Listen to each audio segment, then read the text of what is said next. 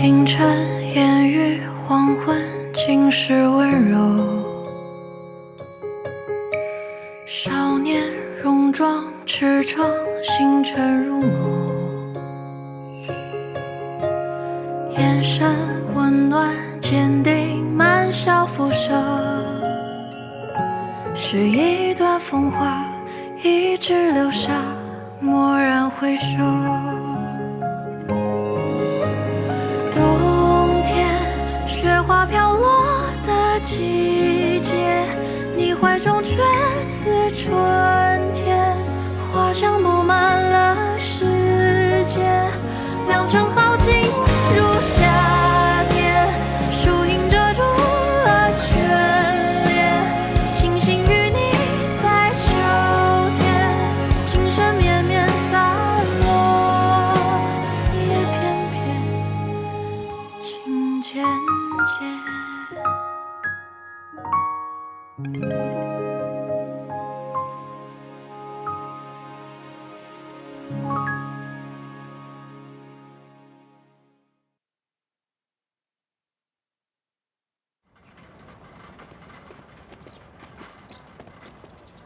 怎么样，司令？事情办妥了？廖先生跟几家外国的报社关系还不错，他答应帮我们刊登旧案重审的消息。所以在这压力之下，他不可能一拖再拖。但是穆小姐不是已经去找裴勋谈条件了吗？咱们还用逼他就范？像这样的老狐狸，我们必须软硬兼施，双管齐下。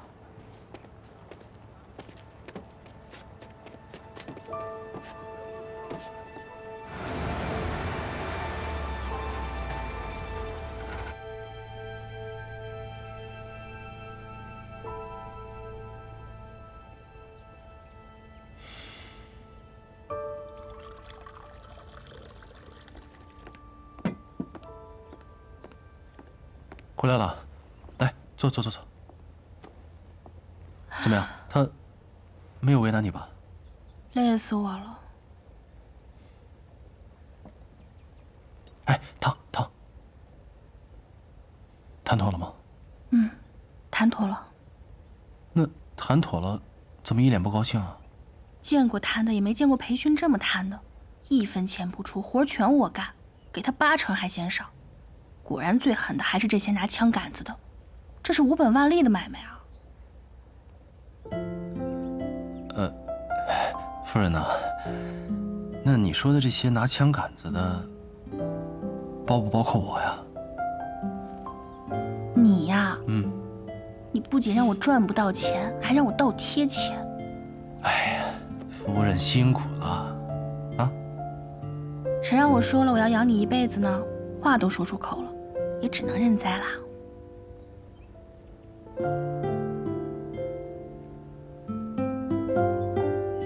真好。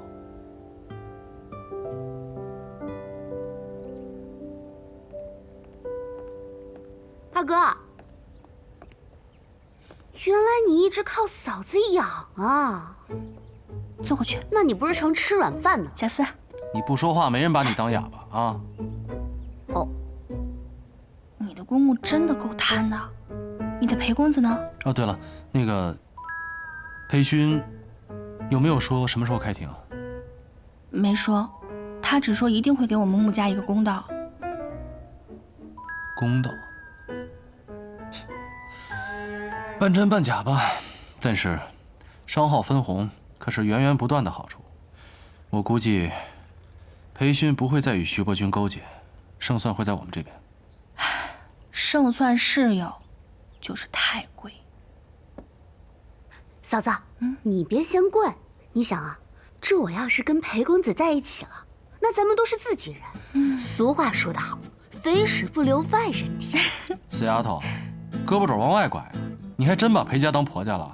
二哥，你还好意思说我？我不过是帮裴家多说2句话，你就说我胳膊肘往外拐。可是嫂子还没跟你成亲呢，就给你花这么多钱。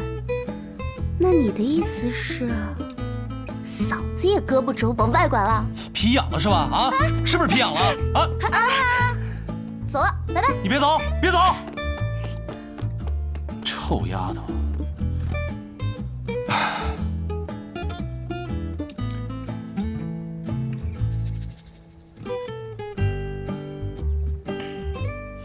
你说谁胳膊肘往外刮？谁啊？哎，夫人，来，消消气儿啊，消消气儿。夫人最辛苦了啊，深明大义，我无以为报，只能以身相许了。来，夫人喝茶。汤。好嘞。谢谢。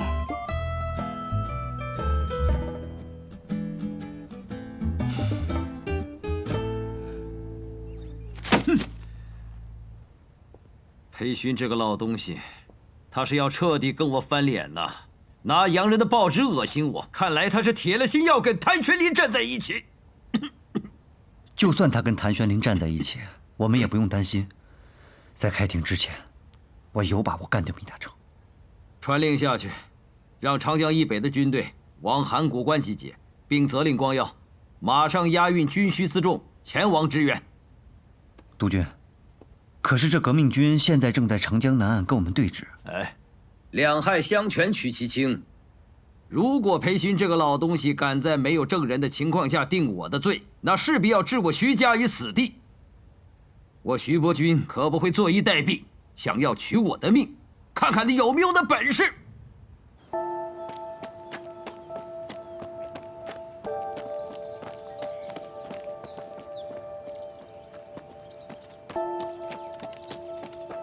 怎么回事？徐副官说了，报纸不要拿到少帅这里，快拿走啊！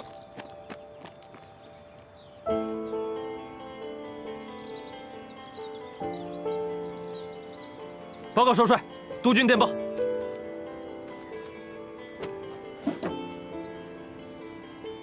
什么事？督军让你押送辎重去函谷关。可是我们的军队在长江边跟革命军对峙，这个时候去函谷关干嘛？督军电报上没有明说，但他要你5日内抵达，否则军法论处。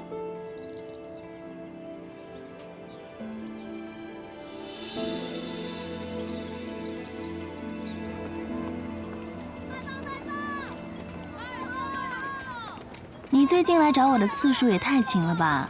是不是因为徐少帅、裴少帅都不在，实在闲得慌？你要是愿意陪我吃饭呀，我倒是宁愿他们都不在。我看是他俩都办正事去了，没空带你玩吧？我的正事儿就是陪你。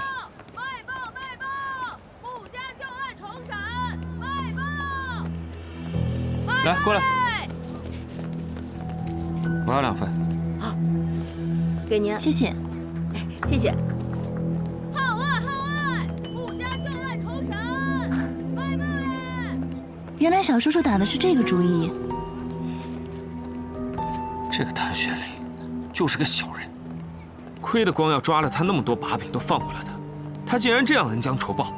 你说什么呢？你没看报纸上写着找到了新的人证物证，当然要重新审讯啊！小叔叔帮穆家讨回公道，这有什么错？那你怎么知道这些人证物证不是伪造的？我小叔叔不是这样的人。哼，你帮他辩护的倒是起劲儿，他去北京带你了吗？还不是和穆婉清打得火热？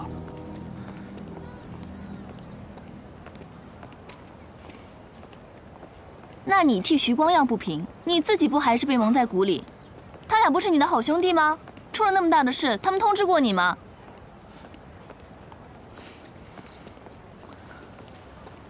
不吃了，我要回家。哎，位置都定好了。气饱了。我错了，行不行？你，哎，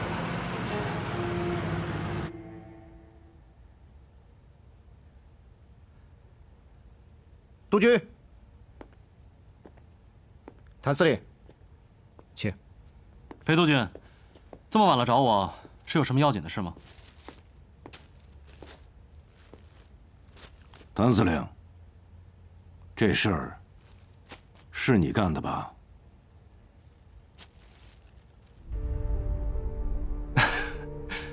督军说笑了，这明明是徐伯钧啊，怎么能是我干的呢？我还不知道这是徐伯钧吗？啊，你小子别在我面前装傻充愣了。这个案子我很早以前就跟审判厅长打过招呼，一致口径，暂时不对外公布。可是为什么突然洋人的报纸上出现了消息，谭宣灵，你跟使馆的关系很熟，这事儿不是你干的，还能是谁干的？督军，那我就不瞒您了。这消息啊，确实是我放出去的。我是怕您错过了开庭的最佳时机，所以我才斗胆帮您下决断。谭宣林，你不要以为用了你老婆的几箱银子，你就可以在老子面前自作主张。晚辈不敢。你不敢？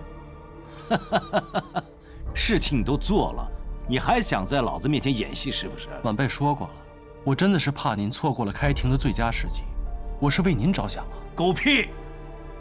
你知不知道，徐伯钧驻扎在长江边上的几支部队已经开拔北上了，老子真跟徐伯钧打了起来。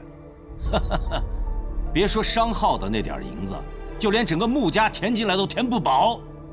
你小子口口声声的说为老子着想，你当老子是3岁的小孩吗？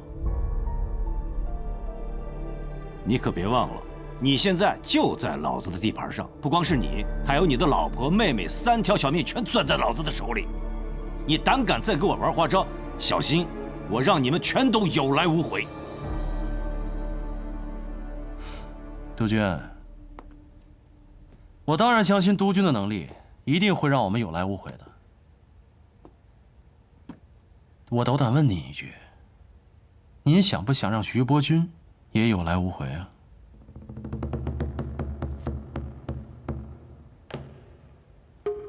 怎么讲？徐伯钧已经在北京了，就住在悦城会馆。他现在人在北京，千真万确。他派副官与您虚与委蛇，自己却在背后暗中筹谋。督军，现在是千载难逢的机会，只要开庭，定徐伯钧有罪，立马就能把他抓进监狱。到时候，是病死狱中，还是畏罪自杀，不都是您一句话的事儿吗？但是，再拖下去，等徐伯钧离开北京，全身而退，就一切都来不及了。明日开庭，连夜通知。可见裴勋这个老东西是临时起意。是啊，高等审判庭连夜通知我们的，说明天上午10点开庭。督军，我们要不要早做打算？裴勋既然把消息都登报了，开庭是迟早的事，没必要这么匆忙。兴许是想打我们个措手不及。哼哼。闵大成那边都安排好了吗？督军放心，明天就是他的死期。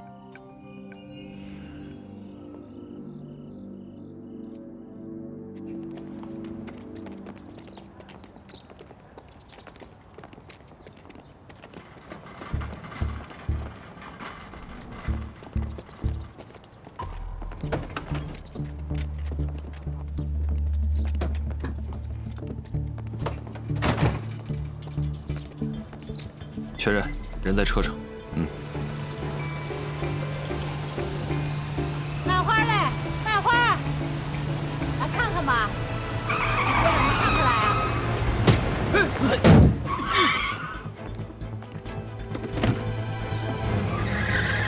怎么开车的？撞了就跑了！撞了就跑了！啊！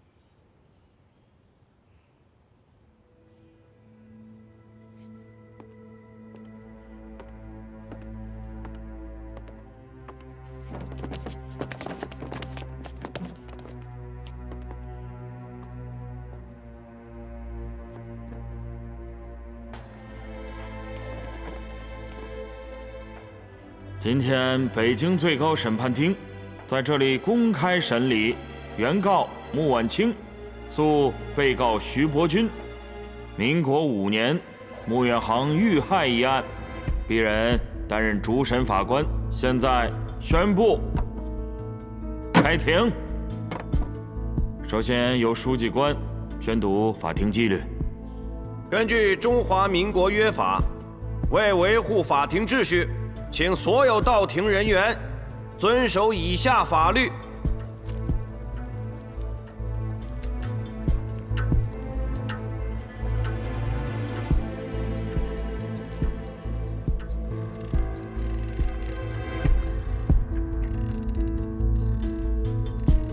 当年的尸检结果说我兄长的死亡时间是在下午1点钟，但是根据我兄长手表静止的时间，判定码头轰炸的时间在下午3点钟，因此判定了徐伯钧无罪。但是这段影像可以清楚地看到，在日本客轮山东丸号进港的时候，码头已经遭到轰炸，而这艘客轮每天进港的时间是固定的，正是下午1点钟。由此看来，徐伯钧轰炸码头的时间和我哥哥死亡的时间是一致的。那么我哥哥的死亡，徐伯钧有重大嫌疑。被告，对原告提出的证据，你可有异议？哈，原告的记性实在是不太好。当年判定徐督军无罪的最关键的因素，并不是轰炸码头的时间，而是穆远航身上的弹孔。如果说是徐督军下令轰炸码头，才导致穆远航身亡的，那我想问一下，他身上的弹孔又是怎么来的？哈哈，别忘了，当时码头可是由罗督军控制着，我们徐督军的人根本进不去。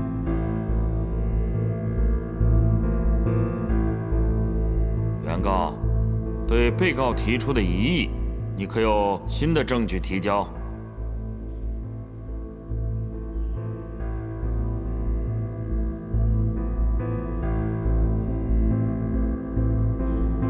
我们有人证。带人证。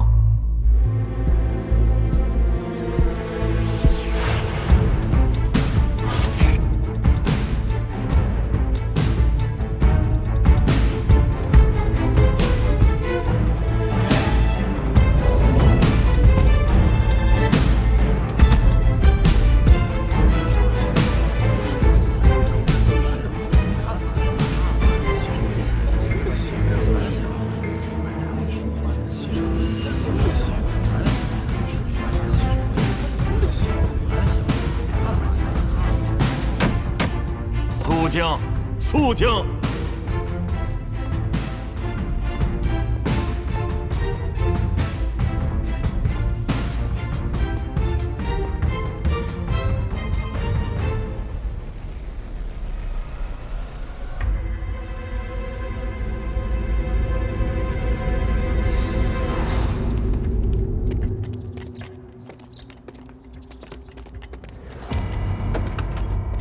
我犯了死罪，本来昨天就该执行枪决了，多活了1天，还能挣一笔抚恤金给老婆孩子，我没有遗憾。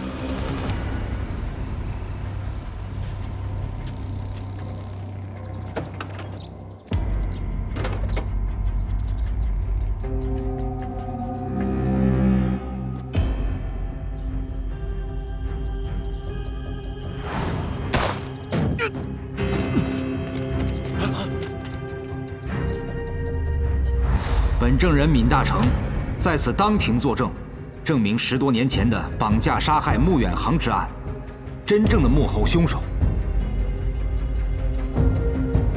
就是徐伯钧他们一伙人，而穆远航并非死于绑架撕票，而是因为徐伯钧指使他们的手下开炮轰击仓库，造成了穆远航的死亡。此事我是亲身见证的，所以今天我愿意站在这个法庭之上，把当年的真相说出来，以证明徐伯钧及其手下的罪行，也请求法官可以做出公正的裁决。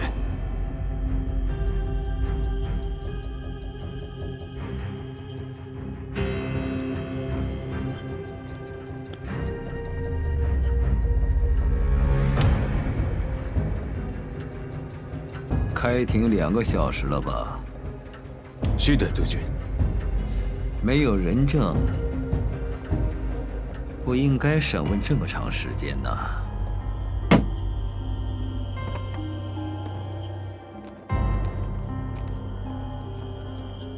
现在我宣布，徐伯钧杀人罪、伪证罪成立。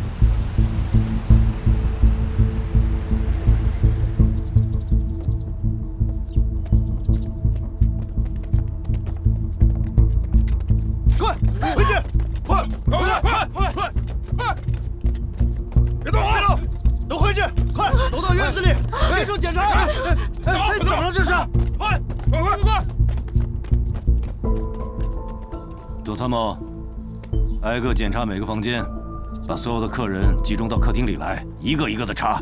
是。你们2个过去，其他人快！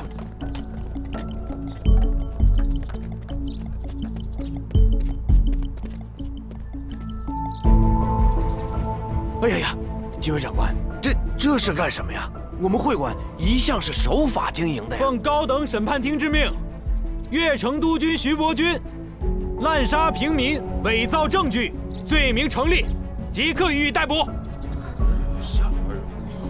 哎，长官，我们会馆是光绪年间几个越城商贩凑钱建的，和徐督军不相干呢。放心，没说和你有关系。我们只是得到消息，越城督军徐伯钧前几日便已来京，就下榻在你们越城会馆。这长官，怕是搞错了吧？徐督军若是来京，肯定入住6国饭店，不怎么可能入住我们这儿啊？况且我们这也没有徐督军的入住记录啊。这徐伯钧此次来京一定是经过乔装打扮的，肯定不会用自己的真名啊。大家不必惊慌，好好配合我们检查，我们只抓人犯，绝不伤及无辜。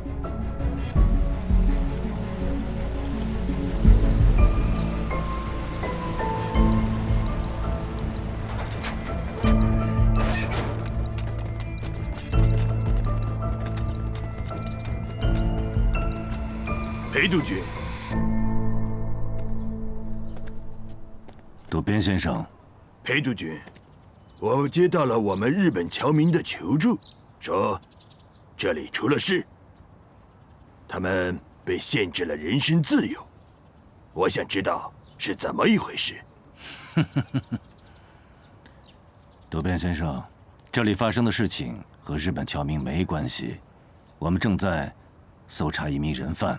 那就好。不过，保护日本侨民的人身安全，是我们大使馆的职责。我现在想把他们带走，以免让他们受到惊吓。当然可以，不过那还得在我们全部检查完之后。不必了吧？除非你们要找的人是我们的日本公民。不过，即便是我们日本的公民犯了事，他们也享受领事裁判权，应该交给我们领事馆来处理。领事先生，如果你想保护本国的侨民，无可厚非。只不过如果不一一排查的话，到时候浑水摸鱼，变成了日本公民了。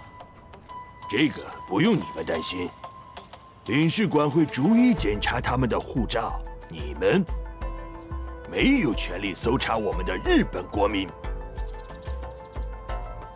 違法な方、みんなこっちに集まって。ちゃんとパスポートを出してください。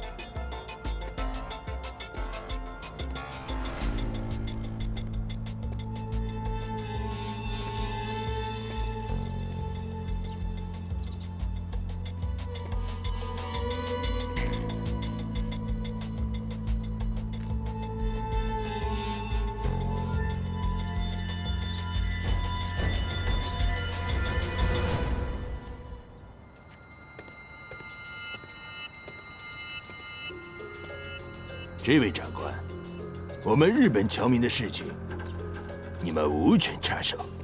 这里是悦城会馆，是悦城客商在北京的落脚之处。为什么会有这么多日本侨民？怕是有人想欲盖弥彰吧？裴督军，这个人很像徐伯钧啊。哦，渡边先生，这位戴眼镜的先生和我们搜查的人犯很像，可以检查一下他的护照吗？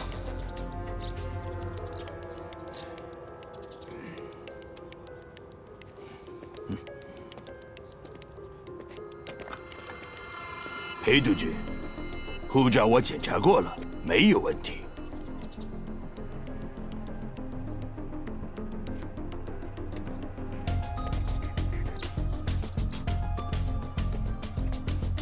请问这位坂本先生，你在北京做什么？不好意思，我们很多日本侨民不懂中文，你说的话他听不懂。日本の方、みんな外に出てください。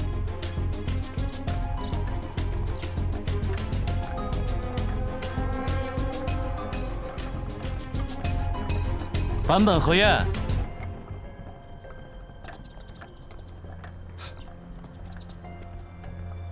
这位坂本先生不像听不懂中文的，而且你的日语名字也不是这么念的。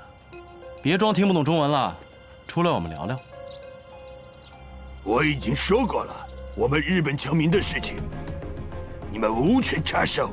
这里是中国，你们侨民中混进了要犯，我有权利干涉。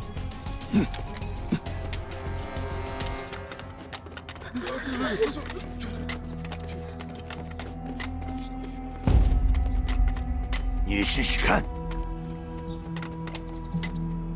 不错，这里是中国，所以我们日本公民享有领事裁判权和外交豁免权，你们无权搜查我们的国民。而我就是现在打死你，你们也无权审判我。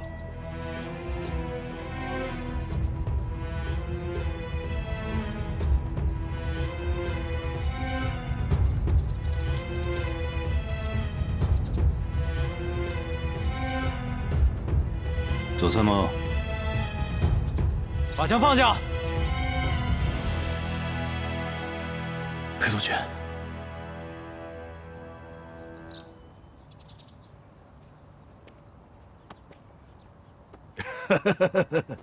你看，我敢拿枪顶着你，你们的兵却不敢拿枪顶着我，觉得不公平吧？我也觉得不公平，但是不好意思。这是你们政府允许的，你们中国人，在中国自己的土地上，却偏偏要低人一等啊！皆さん、外の車に乗ってください。早く！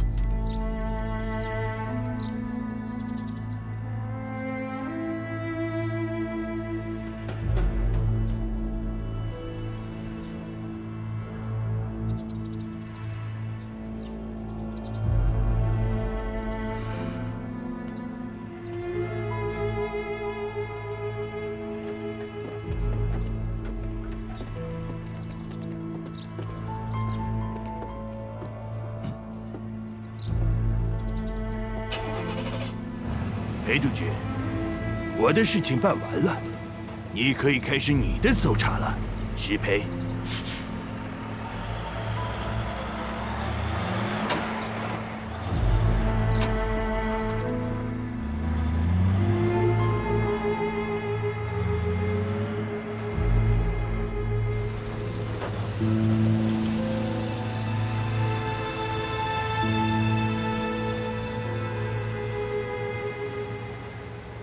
督军，就这么让他们走了？不然让我怎么办呢？啊？难道让我裴某人跟日本人动粗不成吗？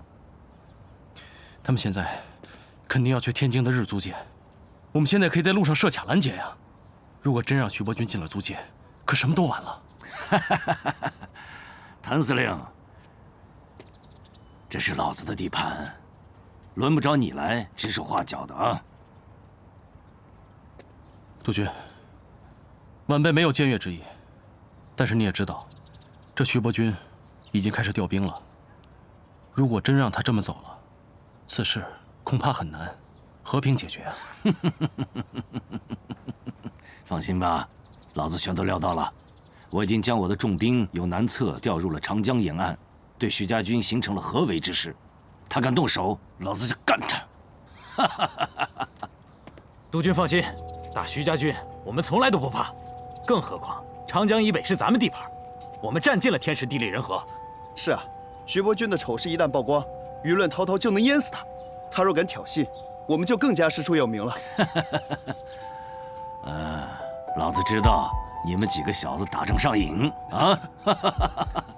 除非他徐伯钧乖乖的交权下野，否则的话，函谷关一带必是他徐家军覆灭之地。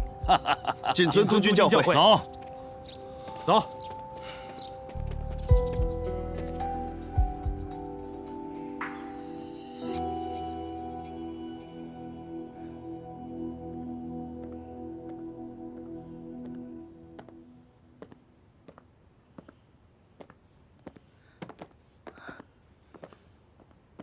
玄林，怎么样了？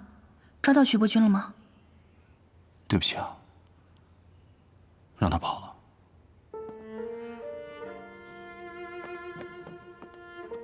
没关系，你已经让大家知道了真相，哥哥也沉冤昭雪了。可是我还是没能给你一个真正的公道。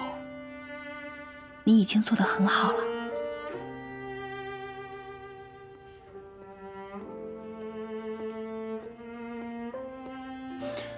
廖先生，闵大成去按手印了，等判决书下来，你就可以带他回上海。多谢廖先生，多谢您帮忙。举手之劳。听说徐伯钧跑了。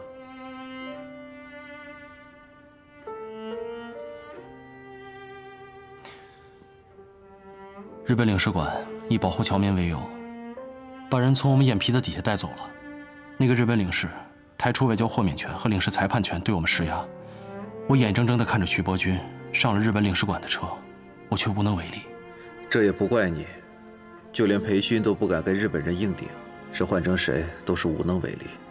那个日本领事还说了，我们中国人在我们自己的国家，偏偏要低人一等，为什么呀，廖先生？裴勋带了那么多兵，在日本人面前连屁都不敢放。廖先生，我们的国家为什么会变成这样啊？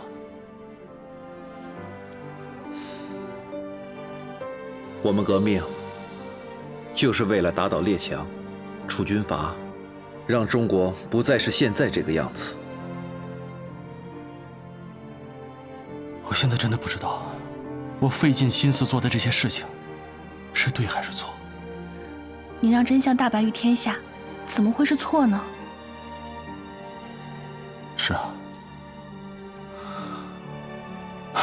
这裴勋和徐伯钧已经做好了开战的准备。一旦徐伯钧不肯下野，那裴徐两家必有一战。到时候又有多少士兵和百姓要枉死？是我搅动的这场战争，而承担后果的却是他们。你说，我是对还是错？玄林，让百姓受苦、士兵枉死的是裴勋跟徐伯钧，不是你。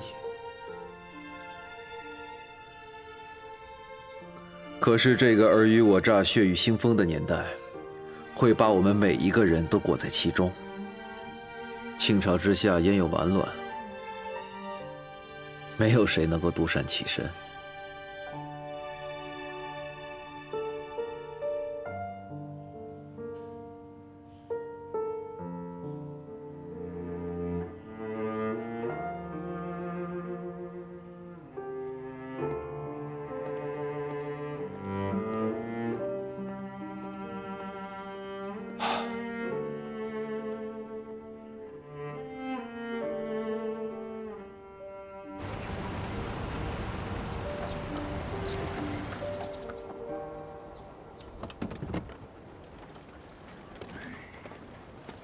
请。徐督军，这里是日租界了。这个院子是我们领事馆自己的产业，很安全。请。好。您可以在这里安心的休息，我会尽快派人把徐远接回来。这次能够化险为夷，多亏了渡边先生的鼎力相助。徐某真是感激不尽呐！你我是多年的朋友了，虽然见面不多，不过沈夏会长告诉我，这些年督军为我们争取了不少的利益，所以我们之间不必客气。不过我这里有一件事情，想必督军很有兴趣想知道吧？渡边先生，有话请讲。犬子和裴勋的公子在日本留学的时候，曾经是同学。前几日，犬子去了督军府，探望裴公子，却被拒之门外。据他的下人说，裴公子因为搅黄了裴家走私军火的生意，被关了禁闭。不过，我从其他的渠道打听到，其实搅黄裴家军火生意的，并不是裴公子，而是令郎徐光耀先生。光耀，看来令郎并没有把这件事情告诉督军呐，我就奇怪了。裴公子刚从上海回来就被关了禁闭，然后裴勋就对你开始发难，这会不会跟裴家的生意有关呢？另外，令郎是查到了什么，所以对督军你只字不提啊？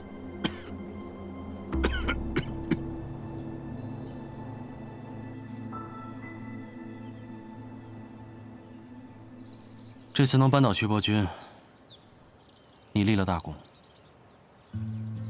但是你毕竟有命案在身，所以如果我把你押回上海，即使不判死刑，这终身监禁也免不了。如果你现在走，或许还能隐姓埋名的活一辈子。自己选吧。其实，现在的生活对我来讲，每天都是一种煎熬。如果不是为了扳倒徐伯钧，我可能不会选择活到今天。你放心吧，穆婉婷在香港的生活，我会好好照顾。你是我这辈子信的最后一个人，希望我没有信错人。谭司令，我虽然表面上看起来是一个帮会的老板，可说到底，我根本就是徐伯钧手里的一个提线木偶。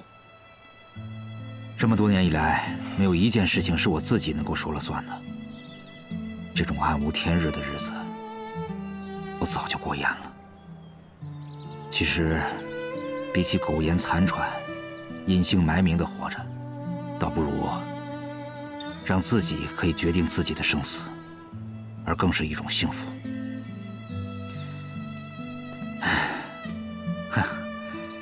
我以前也是一个军人，如果可以的话，我想选择以军人的方式来结束我的性命。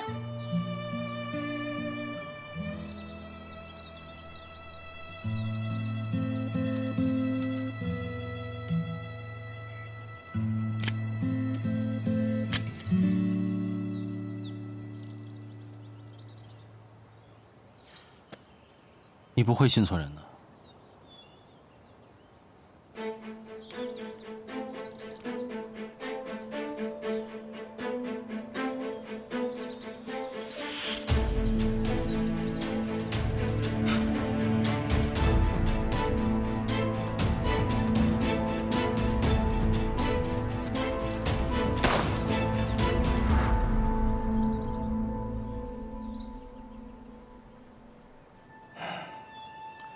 在京郊找一块合适的地方，给他埋了吧。泪化成雨满天，回到相遇的起点，一眼就见到你那张迷人侧脸，一望无际，天空海阔，我许下承诺，让红尘与我们一起陨落。若忘记你轮廓如何拼凑，让几个空将我俘获，拥抱着起落，余晖中扑火。这纷纷扰扰的人世间，竟然耗尽我一生落寞。就算策马与你高歌，